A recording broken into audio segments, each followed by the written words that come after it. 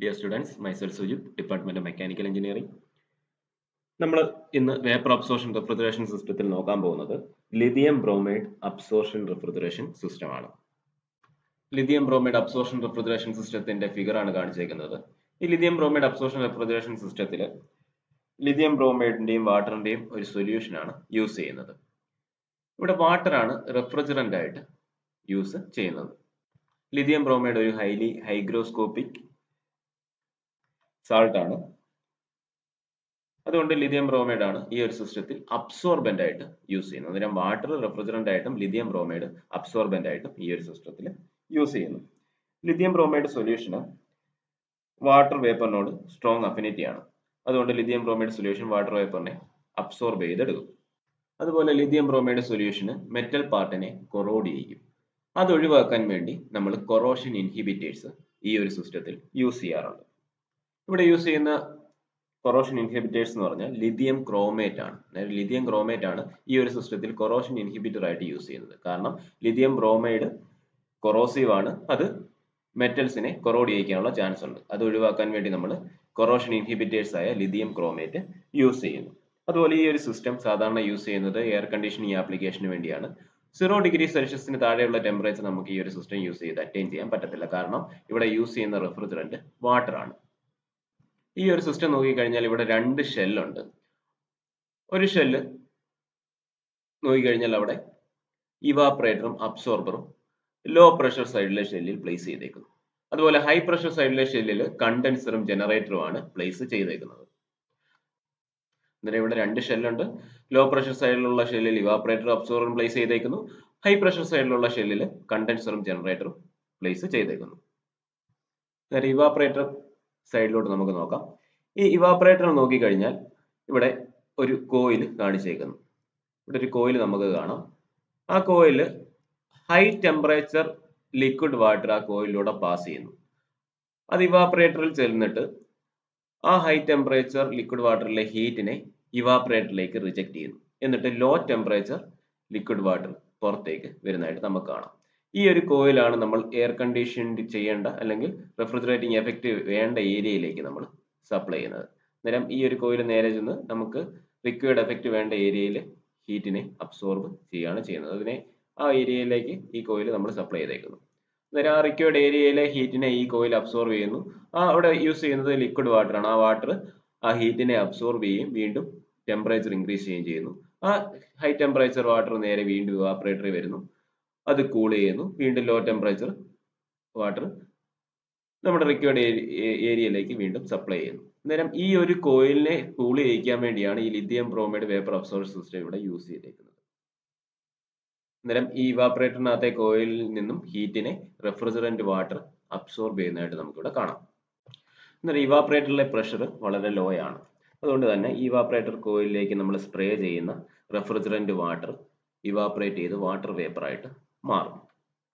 അബ്സോർബറിന്റെ side നോക്കിക്കഴിഞ്ഞാൽ ഈ അബ്സോർബറിൽ ഇവിടെ ഒരു പെർഫറേറ്റഡ് പൈപ്പ് കാണിച്ചിട്ടുണ്ട്. ഈ പെർഫറേറ്റഡ് പൈപ്പിൽ നിന്നും സ്ട്രോങ് ലിഥിയം ബ്രോമൈഡ് സൊല്യൂഷൻ ഇവിടെ സ്പ്രേ ചെയ്യുന്നതായിട്ട് നമുക്ക് കാണാം. സ്ട്രോങ് ലിഥിയം ബ്രോമൈഡ് സൊല്യൂഷൻ ഇവിടെ സ്പ്രേ ചെയ്യുന്നു.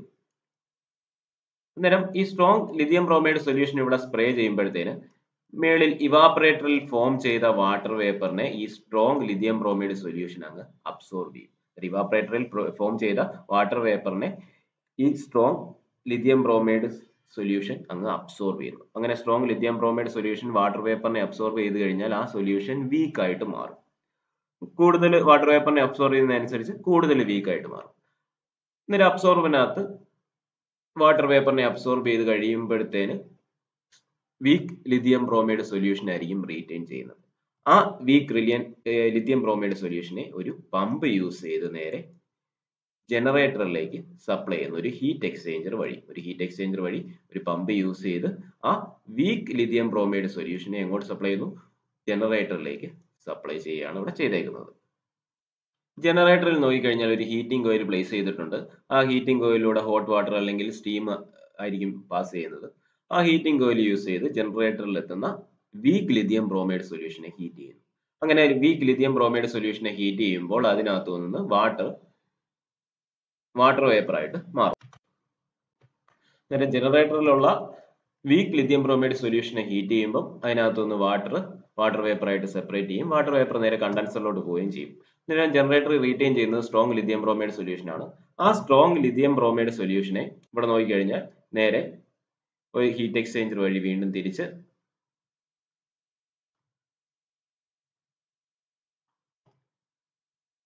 അബ്സോർബറിലേക്ക് എത്തുന്നതായിട്ട് നമുക്ക് ഇവിടെ കാണാൻ പറ്റും. നേരം വീണ്ടും അബ്സോർബറിലെ പെർഫറേറ്റഡ് പൈപ്പിൽ എത്തുന്നു. അവിടെ വഴി ആ സ്ട്രോങ് ലിഥിയം ബ്രോമൈഡ് സൊല്യൂഷൻ അബ്സോർബറിലേക്ക് സ്പ്രേ ചെയ്യുന്നതായിട്ട് നമുക്ക് ഇവിടെ കാണാൻ പറ്റും. അന്നേരം ഇവിടെ ഹീറ്റ് എക്സ്ചേഞ്ചർ വെച്ചിട്ടുണ്ട്. ഹീറ്റ് എക്സ്ചേഞ്ചർ യൂസ് ചെയ്യുന്നത് ജനറേറ്ററിൽ നിന്ന് വരുന്ന സ്ട്രോങ് ലിഥിയം ബ്രോമൈഡ് സൊല്യൂഷനെ കൂൾ ചെയ്യിക്കാനാണ്. അതുപോലെ തന്നെ അബ്സോർബറിൽ നിന്ന് ജനറേറ്ററിലേക്ക് പോകുന്ന വീക്ക് ലിഥിയം ബ്രോമൈഡ് സൊല്യൂഷനെ ഹീറ്റ് ചെയ്യിക്കാനും വേണ്ടിയാണ് ഇവിടെ ഹീറ്റ് എക്സ്ചേഞ്ചർ യൂസ് ചെയ്യുന്നത്. അങ്ങനെ സ്ട്രോങ് ലിഥിയം ബ്രോമൈഡ് സൊല്യൂഷനെ കൂൾ ചെയ്യിക്കുന്നത് കൊണ്ട് അബ്സോർബറിൽ കുറച്ച് കൂളിംഗ് കൊടുത്താൽ മതി. അതുപോലെ തന്നെ വീക്ക് ലിഥിയം ബ്രോമൈഡ് സൊല്യൂഷനെ ഹീറ്റ് ചെയ്യിക്കുന്നതുകൊണ്ട് ജനറേറ്ററിൽ നമുക്ക് സപ്ലൈ ചെയ്യേണ്ട ഹീറ്റിനെ കുറയ്ക്കുകയും ചെയ്യാം. അങ്ങനെ ജനറേറ്ററിൽ വീക്ക് സൊല്യൂഷൻ ഹീറ്റ് ചെയ്തപ്പോൾ ഫോം ചെയ്ത വാട്ടർ വേപ്പർ നേരെ കണ്ടൻസറിൽ ചെല്ലുന്നു. കണ്ടൻസറിൽ കൂളിംഗ് കോയിൽ ഉണ്ട്. ആ കൂളിംഗ് കോയിലിന്റെ സർഫസിൽ ടച്ച് ചെയ്യുമ്പോഴത്തേനും ആ വാട്ടർ വേപ്പർ കണ്ടൻസ് ചെയ്ത് കണ്ടൻസറിൽ കണ്ടൻസേറ്റ് ആയിട്ട് ഫോം ചെയ്യും. അവിടെ കൂളിംഗ് നടക്കുന്നത് കൂളിംഗ് വാട്ടർ കോയിൽ വെച്ചിട്ടാണ്. അതിന് വേണ്ട കൂളിംഗ് വാട്ടർ നമ്മൾ ഒരു എക്സ്റ്റേണൽ പോണ്ടിൽ നിന്നാണ് എടുക്കുന്നത്. ആദ്യമേ ഇവിടെ നോക്കിക്കഴിഞ്ഞാൽ ഒരു കൂളിംഗ് വാട്ടർ സോഴ്സിൽ നിന്ന് ഒരു പമ്പ് യൂസ് ചെയ്ത് കൂളിംഗ് വാട്ടർ ആദ്യമേ അബ്സോർബറിലൂടെ കയറി ഇറങ്ങുന്നു. ആ അബ്സോർബറിലുള്ള ഹീറ്റിനെ അബ്സോർബ് ചെയ്യുന്നു. അതിനുശേഷം നേരെ ആ കൂളിംഗ് വാട്ടർ കണ്ടൻസറിലേക്ക് സപ്ലൈ ചെയ്യുന്നു. കണ്ടൻസറിൽ വാട്ടർ വേപ്പറിനെ കണ്ടൻസേറ്റ് ചെയ്തതിന് ശേഷം അത് പുറത്തേക്ക് നമ്മൾ പമ്പ് ചെയ്ത് കളയുന്നു. നേരം കണ്ടൻസറിൽ ഫോം ചെയ്ത കണ്ടൻസേറ്റിനെ, അതായത് വാട്ടറിനെ, ലിക്വിഡ് വാട്ടറിനെ നേരെ ഒരു പ്രഷർ റിഡക്ഷൻ വാൽവ് വെച്ചിട്ട് നമ്മൾ ഇനി ഇവാപറേറ്ററിലേക്ക് സപ്ലൈ ചെയ്യുന്നു. നേരം ഇപ്പൊ ഇവാപറേറ്ററിൽ ലിക്വിഡ് വാട്ടർ ഉണ്ട്. ആ ലിക്വിഡ് വാട്ടറിനെ വീണ്ടും ഒരു പമ്പ് യൂസ് ചെയ്തിട്ട് നോസിൽ വഴി അല്ലെങ്കിൽ സ്പ്രേ ചെയ്ത് നമുക്ക് എയർ കണ്ടീഷനിങ് ആപ്ലിക്കേഷന് വേണ്ടി യൂസ് ചെയ്യുന്ന വാട്ടർ പാസ് ചെയ്യുന്ന ആ ചിൽഡ് വാട്ടർ ട്യൂബിലേക്ക് സ്പ്രേ ചെയ്യുന്നതായിട്ട് ഇവിടെ നമുക്ക് കാണാൻ പറ്റും. അങ്ങനെ വീണ്ടും വാട്ടർ വേപ്പർ ഫോം ചെയ്യുന്നു. റെഫ്രിജറന്റ് വാട്ടർ ഇവാപറേറ്റ് ചെയ്ത് വാട്ടർ വേപ്പർ ഫോം ചെയ്തു. ആ വാട്ടർ വേപ്പറിനെ സ്ട്രോങ് ലിഥിയം ബ്രോമൈഡ് അബ്സോർബ് ചെയ്യുന്നു. വീണ്ടും സ്ട്രോങ് ലിഥിയം ബ്രോമൈഡ് വീക്ക് ആവുന്നു. അങ്ങനെ ഈ സൈക്കിള് വീണ്ടും റിപ്പീറ്റ് ചെയ്യുന്നതായിട്ട് നമുക്ക്, അല്ലെങ്കിൽ സൈക്കിൾ കണ്ടിന്യൂ ചെയ്യുന്നതായിട്ട് നമുക്ക് കാണാൻ പറ്റും. നേരം ലിഥിയം ബ്രോമൈഡ് അബ്സോർപ്ഷൻ റെഫ്രിജറേഷൻ സിസ്റ്റത്തിനകത്ത് 2 ഷെല്ലാണുള്ളത്. അതിൽ ലോ പ്രഷർ സൈഡിലുള്ള ഷെല്ലിനകത്ത് ഇവാപറേറ്ററും അബ്സോർബറും പ്ലേസ് ചെയ്തേക്കുന്നു. ഹൈ പ്രഷർ സൈഡിലുള്ള ഷെല്ലിൽ കണ്ടൻസറും ജനറേറ്ററും പ്ലേസ് ചെയ്തേക്കുന്നു. നമുക്ക് റെഫ്രിജറേഷൻ ആപ്ലിക്കേഷൻ വേണ്ടി യൂസ് ചെയ്യുന്ന ലിക്വിഡ് വാട്ടറിനെ ഒരു ചിൽഡ് വാട്ടർ ട്യൂബിലൂടെ പാസ് ചെയ്യുന്നു. ആ ചിൽഡ് വാട്ടർ ട്യൂബ് ഇവാപറേറ്ററിലാണ് പ്ലേസ് ചെയ്തേക്കുന്നത്. അങ്ങനെ ഇവാപറേറ്ററിലൂടെ ആ ചിൽഡ് വാട്ടർ ട്യൂബിലൂടെ ലിക്വിഡ് വാട്ടർ പോകുമ്പോഴത്തേന് ആ ചിൽഡ് വാട്ടർ ട്യൂബിലേക്ക് സ്പ്രേ ചെയ്യുന്ന റെഫ്രിജറന്റ് വാട്ടർ ഇവാപറേറ്റ് ചെയ്യുകയും ആ വാട്ടർ വേപ്പറിനെ അബ്സോർബറിൽ സ്പ്രേ ചെയ്യുന്ന strong lithium bromide solution absorb ചെയ്യുകയും ചെയ്യുന്നു. അങ്ങനെ strong lithium bromide solution water വേപ്പറിനെ അബ്സോർബ് ചെയ്യുമ്പോൾ അത് വീക്ക് സൊല്യൂഷൻ ആവുന്നു. ആ വീക്ക് സൊല്യൂഷൻ അബ്സോർബർ റീറ്റെയിൻ ചെയ്യും. ആ അബ്സോർബറിലെ വീക്ക് സൊല്യൂഷനെ ഒരു പമ്പ് യൂസ് ചെയ്ത് ഒരു ഹീറ്റ് എക്സ്ചേഞ്ചർ വഴി നേരെ ജനറേറ്ററിൽ എത്തിക്കുന്നു. ജനറേറ്ററിൽ ആ വീക്ക് സൊല്യൂഷനെ നമ്മൾ ഒരു എക്സ്റ്റേണൽ ഹീറ്റിംഗ് കോയിൽ യൂസ് ചെയ്ത് ഹീറ്റ് ചെയ്യുന്നു. ആ ഹീറ്റിംഗ് കോയിൽ നമ്മൾ ഹോട്ട് വാട്ടർ അല്ലെങ്കിൽ സ്റ്റീം ആണ് ഹീറ്റിംഗ് മീഡിയം ആയിട്ട് നമ്മൾ യൂസ് ചെയ്യുന്നത്. അങ്ങനെ ജനറേറ്ററിൽ വീക്ക് സൊല്യൂഷനെ ഹീറ്റ് ചെയ്യുമ്പോൾ അതിൽ നിന്ന് വാട്ടർ വേപ്പർ ആയിട്ട് സെപ്പറേറ്റ് ചെയ്യുന്നു. ആ വാട്ടർ വേപ്പർ നേരെ കണ്ടൻസറിൽ ചെല്ലുന്നു. ഇനിയും ജനറേറ്ററിൽ റീറ്റെയിൻ ചെയ്യുന്ന സ്ട്രോങ് ലിഥിയം ബ്രോമൈഡ് സൊല്യൂഷൻ വീണ്ടും നേരെ തിരിച്ച് ഒരു ഹീറ്റ് എക്സ്ചേഞ്ചർ വഴി അബ്സോർബറിൽ എത്തുന്നു. അബ്സോർബറിലേക്ക് അത് സ്പ്രേ ചെയ്യുന്നു. ഹീറ്റ് എക്സ്ചേഞ്ചറിന്റെ യൂസ് നോക്കിക്കഴിഞ്ഞാൽ ജനറേറ്ററിലേക്ക് പോകുന്ന വീക്ക് ലിഥിയം ബ്രോമൈഡ് സൊല്യൂഷനെ ഹീറ്റ് ചെയ്യാനും അതുപോലെ തന്നെ ജനറേറ്ററിൽ നിന്ന് അബ്സോർബറിലേക്ക് വരുന്ന സ്ട്രോങ് ലിഥിയം ബ്രോമൈഡ് സൊല്യൂഷനെ കൂൾ ചെയ്യാനും വേണ്ടിയാണ് യൂസ് ചെയ്യുന്നത്. അങ്ങനെ വീക്ക് ലിഥിയം ബ്രോമൈഡ് സൊല്യൂഷനെ ഹീറ്റ് ചെയ്യുന്നത് കാരണം ജനറേറ്ററിൽ നമുക്ക് സപ്ലൈ ചെയ്യേണ്ട എക്സ്റ്റേണൽ ഹീറ്റ് നമുക്ക് കുറയ്ക്കാൻ പറ്റും. ഇനിയും ജനറേറ്ററിൽ നിന്ന് ഫോം ചെയ്ത വാട്ടർ വേപ്പർ നേരെ കണ്ടൻസറിൽ ചെല്ലുന്നു. കണ്ടൻസറിലെ കൂളിംഗ് കോയിലുമായിട്ട് കോൺടാക്ട് വരുമ്പോൾ ആ വാട്ടർ വേപ്പർ കണ്ടൻസ് ചെയ്ത് കണ്ടൻസേറ്റ് ആയിട്ട് മാറും. ആ കണ്ടൻസേറ്റിനെ ഒരു പ്രഷർ റിഡക്ഷൻ വാൽവ് യൂസ് ചെയ്ത് ഇവാപറേറ്റർ പ്രഷറിലേക്ക് റെഡ്യൂസ് ചെയ്ത് നേരെ ഇവാപറേറ്ററിൽ എത്തിക്കുന്നു. വീണ്ടും ഇവാപറേറ്ററിൽ നിന്നൊരു പമ്പ് യൂസ് ചെയ്തത് നേരെ നമ്മുടെ കൂളിംഗ് വാട്ടർ കോയിലിലേക്ക് വീണ്ടും സ്പ്രേ ചെയ്യുന്നു.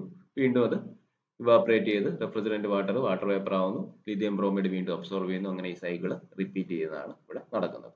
ഇനിയും കണ്ടൻസറിലെ കൂൾ ചെയ്യാൻ വേണ്ടിയുള്ള കൂളിംഗ് കോയിൽ വാട്ടർ എടുക്കുന്നത് ഒരു എക്സ്റ്റേണൽ സോഴ്സിൽ നിന്നായിരിക്കും. അത് മിക്കവാറും ഒരു പോണ്ട് ആയിരിക്കും. പിന്നെ പോണ്ട് അല്ലെങ്കിൽ ഒരു എക്സ്റ്റേണൽ കൂളിംഗ് വാട്ടർ സോഴ്സിൽ നിന്നൊരു പമ്പ് യൂസ് ചെയ്ത് കൂളിംഗ് വാട്ടറിനെ അബ്സോർബർ വഴി കണ്ടൻസർ വഴി സപ്ലൈ ചെയ്ത് വിടുന്നു. അങ്ങനെയാണ് അവിടെ കൂളിംഗ് നടക്കുന്നത്. അടുത്ത് advantage of lithium bromide absorption refrigeration system നമുക്ക് നോക്കാം. ഒന്നാമത്, lithium bromide water refrigeration system is widely used in air conditioning system where low refrigeration temperature not below 10 degrees Celsius are required. അതായത് വാട്ടർ ആണ് refrigerant ആയിട്ട് use ചെയ്യുന്നത്, അതുകൊണ്ട് തന്നെ 0 degree സെൽഷ്യസിൽ താഴെയുള്ള ടെമ്പറേച്ചർ നമുക്ക് അറ്റൈൻ ചെയ്യാൻ പ്രയാസമാണ്. ഫ്രീസ് ചെയ്യാനുള്ള ചാൻസ് ഉണ്ട്. വാട്ടർ ഫ്രീസ് ചെയ്ത് കഴിഞ്ഞാൽ ഫുൾ സിസ്റ്റം ക്ലോഗ് ആയി പോകും. No analyzer or rectifier is used because the absorbent lithium bromide is non-volatile and it does not mix with the refrigerant vapor while leaving the generator. There is no moving part except pump, so the system contains less number of moving parts. Lithium bromide refrigeration system operates on low working pressure, so the energy requirement for the pump system is negligible. The system is non-toxic and hazard-free since the operating pressure are very low, usually below atmosphere. ഇതൊക്കെയാണ് ഇതിന്റെ advantages. Disadvantage നോക്കിക്കഴിഞ്ഞാൽ, disadvantage of lithium bromide absorption refrigeration system. Lithium bromide water refrigeration system cannot be employed for cooling application below 0 degree Celsius. അതാണ് ഒന്നാമത്തെ disadvantage. 0 degree സെൽഷ്യസിന് താഴെയുള്ള ടെമ്പറേച്ചറിനെ നമുക്ക് create ചെയ്യാൻ പ്രയാസമാണ് lithium bromide absorption refrigeration system use ചെയ്തിട്ട്. The absorbent lithium bromide is corrosive in nature, therefore inhibitor should be added in order to protect the metal part of the system against corrosion. അതുപോലെ തന്നെ due to large volume flow, this system can be employed only for application involving large cooling requirement. ഇതൊക്കെയാണ് ഇതിന്റെ disadvantage വരുന്നത്. അടുത്തതിന്റെ application നോക്കിക്കഴിഞ്ഞാൽ, application of lithium bromide absorption refrigeration system. Lithium bromide water refrigeration system can be used as water chillers for air conditioning system in large building. ഒന്നാമത്തെ air conditioning application ആണ് പറഞ്ഞേക്കുന്നത്. അതുപോലെ തന്നെ lithium bromide water refrigeration system is used in industries that focus on energy saving because as it could be driven by a wide variety of heat source like steam or hot water obtained through solar heating and waste heat from industries. നേരം air conditioning ആപ്ലിക്കേഷനും industrial ആപ്ലിക്കേഷനും നമ്മൾ lithium bromide absorption refrigeration system use ചെയ്യാറുണ്ട്. ഇത്രയാണ് lithium bromide absorption refrigeration system. നമ്മൾ അതിന്റെ വർക്കിങ്ങും മറ്റു കാര്യങ്ങളും നോക്കി, അതുപോലെ അഡ്വാൻറ്റേജ് ഡിസഡ്വാൻറ്റേജ് ആപ്ലിക്കേഷൻ നോക്കിയിട്ടുണ്ട്. Okay, thank you.